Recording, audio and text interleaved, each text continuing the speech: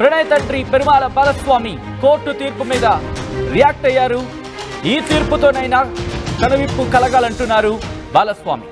ప్రణయ్ హత్య తర్వాత కూడా చాలా పరువు హత్యలు జరిగాయంటూ ఆయన సంచలనమైన వ్యాఖ్యలు చేశారు. ప్రణయ్ హత్య వల్ల చాలా కోల్పోయామంటూ చెప్పుకొచ్చారు ఆయన. అమృతకు భర్త లేకుండా పోయాడు. సుభాష్ శర్మకు ఉరిశిక్ష, మిగిలిన 6గురికి యావజ్జీవ కారాగార శిక్ష పడిందంటూ చెప్పుకొచ్చారు ఆయన. వారి కుటుంబాలు బాధపడుతూ ఉంటాయి. ఈ తీర్పుతోనైనా పరువు హత్యలు ఆగిపోవాలన్నారు బాలస్వామి. కోర్టు తీర్పుతో పూర్తి సంతృప్తిగా ఉన్నానన్నారు ఆయన. రంగనాథ్ ఈ కేసులో చాలా కృషి చేశారన్నారు. నాకు సంతోషం లేదు, ఎవరూ తీర్చలేని బాధ నాది అంటూ ఆవేదన వ్యక్తం చేశారు బాలస్వామి. చంపుకోవడం కరెక్ట్ కాదు, ఎవరి మీద కోపం లేదు అంటూ బాలకృష్ణ చెప్పుకొచ్చారు. ఒకసారి ఆయన ఏమన్నారో చూద్దాం. కేసు విషయంలో నల్లగొండలో వచ్చినటువంటి తీర్పు ఏదైతే ఉందో ఆ తీర్పు ఒక నేరస్తులకు ఒక కనువిప్పు అనేది కలగాలి, కనువిప్పు కావాలి. ఎందుకంటే మా బాబు ప్రణయ్ హత్య జరిగినప్పుడు ఇదే చివరి హత్య జరగాలని చెప్పి జస్టిస్ ఫర్ ప్రణయ్ అని చెప్పి చాలా మేము పోరాటం చేశాము. కానీ ఆ హత్య తర్వాత కూడా చాలా హత్యలు జరగటం అనేది జరిగింది. అయితే ఈ హత్య తర్వాత జరిగినటువంటి హత్యలు చేసిన వాళ్ళకి కానివ్వండి, ఇంకా ఈ కులాన్ని పట్టుకొని వేలాడే వాళ్లకు, కుల దురంకార హత్యలు చేసే వాళ్లకు, తర్వాత కన్న కూతుర్లను చంపుకునే వాళ్లకు, కన్న కొడుకులను చంపుకునే వాళ్లకు, అవతలి వ్యక్తులను చంపే వాళ్లకు కులం పేరుతోని ఈ యొక్క తీర్పు అనేది కనువిప్పు కావాలని నేను కోరుకుంటున్నాను. వాస్తవంగా ఈ ఇన్సిడెంట్ తర్వాత మీ అందరికీ తెలుసు, చాలా లాస్ అయిపోయాం మేము.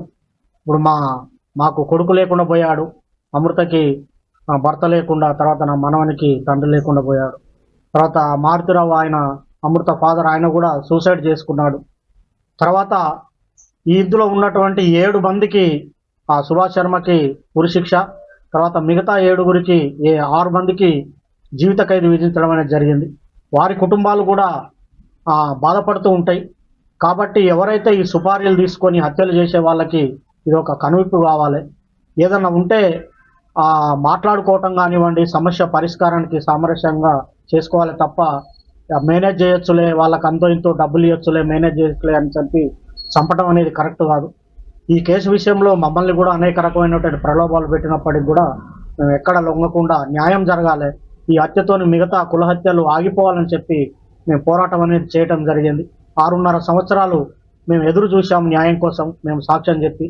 ఇందులో ముఖ్యమైనటువంటి పాత్ర పోషించినటువంటి అప్పటి డిఎస్పి శ్రీనివాస్ గారికి ప్రత్యేకమైన కృతజ్ఞతలు ఈ సందర్భంగా తెలియజేస్తా ఉన్నాను. ఎందుకంటే సారు ఐఓగా చాలా గొప్పగా ఆ కేసును పకడ్బందీగా, చాలా మంది మమ్మల్ని అన్నారు ఎందుకు కేసు లేట్ అవుతుంది, ఛార్జ్ షీట్ లేట్ అవుతుంది, ఏదో జరుగుతుందని. కానీ సార్ మీద మేము నమ్మకం పెట్టుకొని ఉండటం వల్ల లేట్ అయినప్పటికి కూడా ఒక పకడ్బందీ 200 పేజీల ఛార్జ్ షీటు, దాదాపు 100 మంది సాక్షులను పెట్టి ఛార్జ్ షీట్ వేసి గట్టిగా కేసును పకడ్బందీగా చేశారు.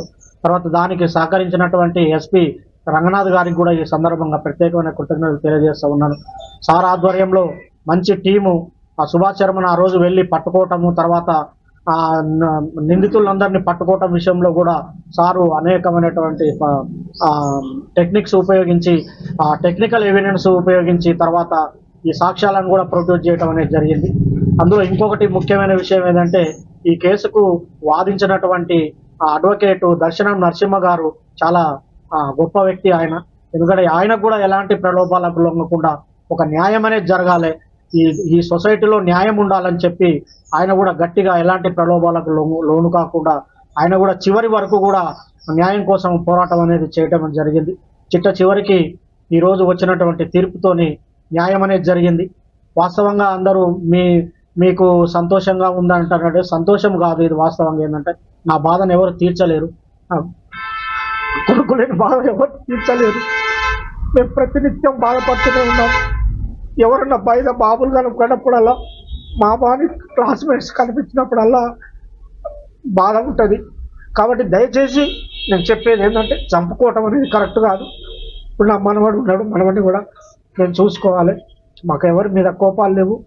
మేము ఈ కేసు విషయంలో సాక్ష్యం చెప్పాము, మా బాధ్యత మేము నిర్వర్తించాం. కేవలం ఈ హత్యలు ఆగాలనే ఉద్దేశంతోనే చెప్పాము తప్ప వేరే మరొకటి కాదని సందర్భంగా నేను తెలియజేస్తున్నాను. న్యాయస్థానం కూడా కరెక్ట్ అయిన తీర్పు ఇచ్చింది. ఈ సందర్భంగా చిట్ట చివరిగా నేను చెప్పేది ఒకటే, న్యాయం అనేది ఉంటుంది. పోలీసులు కానివ్వండి, చట్టం కానివ్వండి, న్యాయమూర్తులు కానివ్వండి, న్యాయవాదులు కానివ్వండి ప్రలోభాలకు లొంగుకారు. ఈ దేశంలో, ఈ రాష్ట్రంలో, ఈ సమాజంలో న్యాయం అనేది ఉందని మరొకసారి రుజువందని తెలియజేసుకుంటూ సెలవు తీసుకుంటాం. రైట్, అది బాలస్వామి కొడుకుని తలుచుకుని కన్నీటి పర్యంతమయ్యారు. తీర్పు మీద సంతృప్తిని వ్యక్తం చేసినప్పటికీ ఇటువంటి ఘటనలు పునరావృతం కాకూడదంటూ పరువు హత్యలు జరగకూడదంటూ ఆయన కోరుకుంటున్నారు. ఒక విధంగా చెప్పాలంటే వేడుకున్నారనే చెప్పుకోవాలి. ఈ నేపథ్యంలో అక్కడ ఎటువంటి పరిస్థితులు ఉన్నాయి, అలాగే ఆ కుటుంబం ఏముంటోంది, ప్రస్తుతం ఆ కుటుంబం ఆ ఇంటి దగ్గర ఎటువంటి వాతావరణం ఉంది తెలుసుకునే ప్రయత్నం చేద్దాం. మా ప్రతినిధి అచ్యుత్ అప్డేట్స్ అందించేందుకు సిద్ధంగా ఉన్నారు. అచ్యుత్, ప్రస్తుతం అక్కడ ఎటువంటి వాతావరణం కనిపిస్తోంది, అలాగే ప్రణయ్ తల్లిదండ్రులకు సమస్య మాట్లాడిన సందర్భాన్ని చూసాం. ఆ కుటుంబం ఏమంటోంది ఇప్పుడు? Good evening Sachin. ఉదయం 9 గంటల నుంచి నల్గొండ కోర్టు మధ్య కూడా ఒక ఉత్కంఠ వాతావరణం నెలకొందని కూడా చెప్పుకోవచ్చు. ఎట్టకేలకు మధ్యాహ్నం 12:15 కూడా ఆ కోర్టు తీర్పు వెల్లడించినారు. మొత్తం కూడా ఏదైతే సుభాష్ ఉన్నాడో, శర్మ ఉన్నాడో, అతనికి ఉరిశిక్ష విధిస్తూ మరొక 6 కూడా జీవిత ఖైదు కూడా విధించిన పరిస్థితి వచ్చిన క్రమంలో కూడా ఒక్కసారిగా ఆ కోర్టు వాతావరణం మొత్తం కూడా ఉలికిపడిన పరిస్థితి కనపడుతుంది. మొత్తం కూడా రాష్ట్రంలోనే తెలంగాణ, 2 రాష్ట్రాలతో పాటు భారతదేశ వ్యాప్తంగా కూడా సంచలనం సృష్టించిన అమృత ప్రణయ్ హత్య కేసుకు సంబంధించిన తుది తీర్పు ఈ రోజు వస్తున్న క్రమం కూడా ప్రతి ఒక్కరు కూడా ఉత్కంఠంగా చూసినట్టు పరిస్థితి. దానికి సంబంధించి కూడా ఇటు మిర్యాలగూడెంలో కూడా ఎవరైతే ప్రణయ్ తండ్రి ఉన్నాడు, ప్రణయ్ తండ్రి కూడా నేను సంతోషపడడం లేదు, ఏదైతే ఈ కోర్టు తీర్పు వచ్చిన క్రమంలో కూడా నేను సంతోషపడడం లేదు, కానీ ప్రతి ఒక్కరు కూడా ఎవరు కూడా కులాలను అంటు పెట్టుకొని కూడా ఇట్లా హత్యలు చేయించవద్దు, మాకు డబ్బులు ఉన్నాయి కదా, మేము ఏ పని చేసినా కూడా చెల్తది అనుకుంటే మాత్రము ఇది చెల్లదని కూడా అతను కన్నీటి పర్యటన అవుతున్నట్టు పరిస్థితి కనపడుతుంది. మొత్తం కూడా మనం చూస్తున్నాం, ఇటు అమృతకు భర్త లేడు, ఇప్పుడు అమృతకు సంబంధించిన కొడుకు ఇప్పుడు తండ్రి కూడా లేడు. నేను ఎవరికి ఏమని చెప్పుకోను, నా బాధ ఎవరు చెప్పుకోను, ఎవరైతే ప్రణయ్కి సంబంధించిన క్లాస్మేట్స్ కానీ ఎవరైనా వస్తే మాత్రము కనబడ్డప్పుడు నా కళ్ళల్లో నీళ్ళు ఆగటం లేవు, నేను వాళ్ళకి ఏం సమాధానం చెప్పాలని కూడా చెప్తున్నాను. అదే పదే ఒకటే చెప్పుకుంటూ వస్తున్నట్టు పరిస్థితి. మొత్తం కూడా ఏదైతే ఇలా కోర్టు తీర్పునిచ్చిందో ఈ తీర్పును కూడా మేము స్వాగతిస్తున్నాం కానీ కూడా చెప్తున్న పరిస్థితి ఉంది. ప్రతి ఒక్కరు కూడా మేము ఏదైతే అప్పుడు ప్రణయ్ చనిపోయిన కాడి నుంచి కూడా జస్టిస్ ఫర్ ప్రణయ్ అంటూ కూడా పోరాటం చేశామని కూడా చెప్తున్నారు. ఒక వీరు కాదు, ఇటు ప్రజా సంఘాలు చేశాయి, ప్రతి ఒక్కరు కూడా ప్రణయ్ కుటుంబానికి అండగా వచ్చారు, ప్రతి ఒక్కరు కూడా ఉన్నారు. ముఖ్యంగా కూడా బాలస్వామి ఒకటే చెప్తున్నాడు, ఏదైతే మొత్తం కూడా ఈ కేసును మొత్తం కూడా నడిపించి ఈ రోజు తీర్పు రావడానికి పోలీసులు చాలా సహకరించారు, చాలా కష్టపడ్డారు. అప్పటి ఎస్పీ ఎవరైతే ఉన్నారో ఆ రంగనాథ్ కూడా చాలా వరకు కూడా మేలు చేశారని కూడా చెప్తున్న పరిస్థితి కనపడుతుంది. మొత్తం కూడా అసలు ఒకవేళ ఉన్నత న్యాయస్థానాలను బాధితులు ఆశ్రయిస్తే బాలస్వామి ఆ అంశానికి సంబంధించిన రియాక్ట్ అయ్యారా? రైట్, మనము ఇదే క్వశ్చన్ పీపీని కూడా అడిగామండి. పీపీని అడిగినప్పుడు సచిన్ వాళ్ళు ఒకటే చెప్పారు, ఏదైనా మేము ఇచ్చాం కానీ అది కోర్టు ఆ తరహాలోనే ఉంటుంది, ఆ కోర్టుకు ఓన్లీ అప్పీల్ చేసుకోవచ్చు, కానీ ఆ కోర్టు అప్పీల్ చేసుకున్న తర్వాత ఎప్పుడు బెయిల్ వస్తుందా ఏమొస్తుందో లేదో పై కోర్టు ఏదైతే ఉందో హైకోర్టు కానీ సుప్రీంకోర్టు కానీ ఉంటాయి, ఆ తర్వాత వాళ్ళ నిర్ణయం బట్టే ఉంటుందని కూడా పీపీ గారు చెప్పారు సచిన్. ఇటువంటి అంటే ఇక్కడ అమృత ప్రణయ్కి సంబంధించి ఎందుకంటే చర్చగా ఎందుకంటే పరువు హత్యలకు సంబంధించి మాట్లాడుకునే పరిస్థితి. సో ఇటువంటి నేపథ్యంలో ఇటు బాలస్వామి ఏమంటున్నారు, ఇంకెందుకంటే తన కొడుకు విషయంలో జరిగిన అన్యాయానికి సంబంధించి మాట్లాడిన పక్షంలో ఇటువంటి ఇకపై జరగకూడదంటూ కోరుకుంటున్న సిచ్యువేషన్లో ఎలా ముందుకు తీసుకువెళ్ళాలనుకుంటున్నారు? బాలస్వామి ఒకటే చెప్తున్నారు, ఎవరు కూడా ఇలాంటి హత్యలకు హత్యలు చేసుకోకుండా కూడా ఉండాలి. ఒకవేళ హత్య చేస్తే మాత్రము వాళ్ళు ఏం సంపాదించుకుంటారు, ఏం చేసుకుంటారు. ఇప్పుడు మారుతిరావు కూడా తన చనిపించిన తర్వాత కూడా మారుతిరావు కూడా చనిపోయిన పరిస్థితి కనపడుతుంది. ఆ మారుతిరావు ఏం సంపాదించుకున్నాడు, ఇప్పుడు ఎవరైతే అమృత ఉందో అమృతకు ఆ భర్త లేకుండా పోయినాడు. కాబట్టి ఎట్టి పరిస్థితుల్లో కులాలను దయచేసి ఎవరు కూడా కులాలను అంటు పెట్టుకోవద్దు, కులాల వల్ల కూడా ఇలాంటి హత్యలు చేసుకోవద్దు అని కూడా పదే కూడా బాలస్వామి చెప్తూ కూడా కడ్డేటిపరం అవుతున్న పరిస్థితి కనపడుతుంది సచిన్. రైట్ అచ్యుత్, మొత్తంగా అయితే మాత్రం కోర్టు తీర్పుపై స్పందించారు ప్రణయ్ తండ్రి పెరుమాళ్ల బాలస్వామి. ఈ తీర్పుతోనైనా కనువిప్పు కలగాలంటున్నారు ఆయన. ప్రణయ్ హత్య తర్వాత కూడా చాలా పరువు హత్యలు జరిగాయన్నారు బాలస్వామి. ప్రణయ్ హత్య వల్ల చాలా కోల్పోయామన్నారు ఆయన. అమృతకు భర్త లేకుండా పోయాడు, సుభాష్ శర్మకు ఉరిశిక్ష అనే అంశానికి సంబంధించి ఆయన ప్రస్తావించడం జరిగింది. మిగిలిన 6గురికి యావజ్జీవ కారాగార శిక్ష పడిందంటూ కూడా చెప్పుకొచ్చారు. ఆయన వారి కుటుంబాలు బాధపడుతూ ఉంటాయంటూ ఆవేదన వ్యక్తం చేశారు. దాంతోపాటు ఈ తీర్పుతోనైనా పరువు హత్యలు ఆగిపోవాలన్నారు బాలస్వామి. కోర్టు తీర్పుతో పూర్తి సంతృప్తిగా ఉన్నామన్నారు ఆయన. రంగనాథ్ ఈ కేసులో చాలా కృషి చేశారన్నారు. తనకు సంతోషం లేదు, తన బాధ ఎవరు తీర్చలేరు అంటూ ఆయన ఆవేదన వ్యక్తం చేశారు. చంపుకోవడం కరెక్ట్ కాదు, ఎవరి మీద కోపం లేదు అంటూ కూడా ఆయన సంచలన వ్యాఖ్యలు చేశారు. కేసు విషయంలో నల్లగొండలో వచ్చినటువంటి తీర్పు ఏదైతే ఉందో ఆ తీర్పు ఒక నేరస్తులకు ఒక కనువిప్పు అనేది కలగాలి, కనువిప్పు కావాలి. ఎందుకంటే మా బాబు ప్రణయ్ హత్య జరిగినప్పుడు ఇదే చివరి హత్య జరగాలని చెప్పి జస్టిస్ ఫర్ ప్రణయ్ అని చెప్పి చాలా మేము పోరాటం చేశాము. కానీ ఆ హత్య తర్వాత కూడా చాలా హత్యలు జరగటం అనేది జరిగింది. అయితే ఈ హత్య తర్వాత జరిగినటువంటి హత్యలు చేసిన వాళ్ళకి కానివ్వండి, ఇంకా ఈ కులాన్ని పట్టుకొని వేలాడే వాళ్లకు, కుల దురంకార హత్యలు చేసే వాళ్లకు, తర్వాత కన్న కూతుర్లను చంపుకునే వాళ్లకు, కన్న కొడుకులను చంపుకునే వాళ్లకు, అవతలి వ్యక్తులను చంపే వాళ్లకు కులం పేరుతోని ఈ యొక్క తీర్పు అనేది కనువిప్పు కావాలని నేను కోరుకుంటున్నాను. వాస్తవంగా ఈ ఇన్సిడెంట్ తర్వాత మీ అందరికీ తెలుసు, చాలా లాస్ అయిపోయాం మేము. ఇప్పుడు మాకు కొడుకు లేకుండా పోయాడు, అమృతకి భర్త లేకుండా, తర్వాత నా మనవనికి తండ్రి లేకుండా పోయాడు. తర్వాత మారుతిరావు ఆయన అమృత ఫాదర్ ఆయన కూడా సూసైడ్ చేసుకున్నాడు.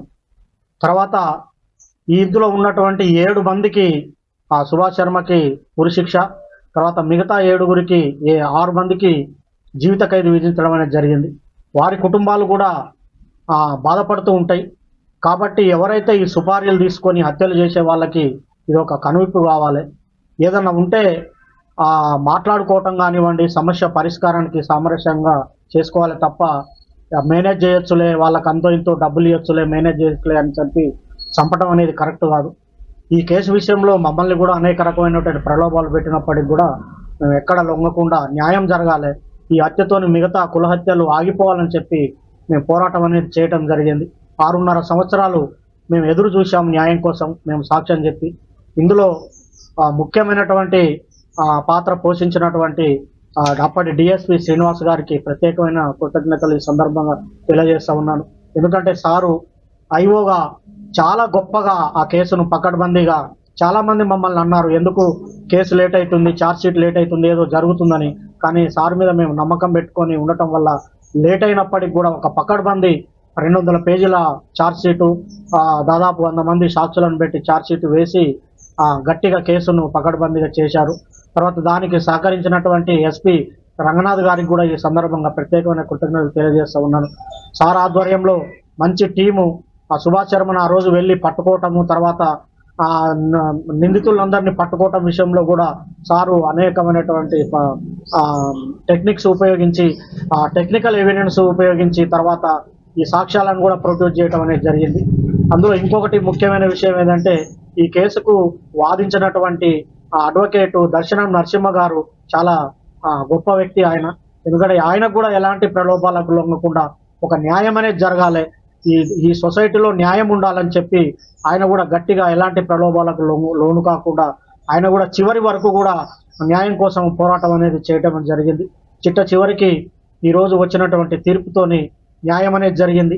వాస్తవంగా అందరూ మీకు సంతోషంగా ఉందంటారంటే సంతోషం కాదు, ఇది వాస్తవంగా ఏంటంటే నా బాధను ఎవరు తీర్చలేరు, కొడుకు లేని బాధ ఎవరు తీర్చలేరు. మేము ప్రతినిత్యం బాధపడుతూనే ఉన్నాం. ఎవరన్నా బయట బాబులు కనపడినప్పుడల్లా, మా బాని క్లాస్మేట్స్ కనిపించినప్పుడల్లా బాధ ఉంటుంది. కాబట్టి దయచేసి నేను చెప్పేది ఏంటంటే చంపుకోవటం అనేది కరెక్ట్ కాదు. ఇప్పుడు నా మనవడు ఉన్నాడు, మనవడిని కూడా మేము చూసుకోవాలి. మాకు ఎవరి మీద కోపాలు లేవు. మేము ఈ కేసు విషయంలో సాక్ష్యం చెప్పాము, మా బాధ్యత మేము నిర్వర్తించాం. కేవలం ఈ హత్యలు ఆగాలనే ఉద్దేశంతోనే చెప్పాము తప్ప వేరే మరొకటి కాదని సందర్భంగా నేను తెలియజేస్తున్నాను. న్యాయస్థానం కూడా కరెక్ట్ అయిన తీర్పిచ్చింది. ఈ సందర్భంగా చివరిగా నేను చెప్పేది ఒకటే, న్యాయం అనేది ఉంటుంది. పోలీసులు కానివ్వండి, చట్టం కానివ్వండి, న్యాయమూర్తులు కానివ్వండి, న్యాయవాదులు కానివ్వండి ప్రలోభాలకు లొంగు కారు. ఈ దేశంలో, ఈ రాష్ట్రంలో ఈ సమాజంలో న్యాయం అనేది ఉందని మరొకసారి రుజువందని తెలియజేసుకుంటూ సెలవు తీసుకుంటాం.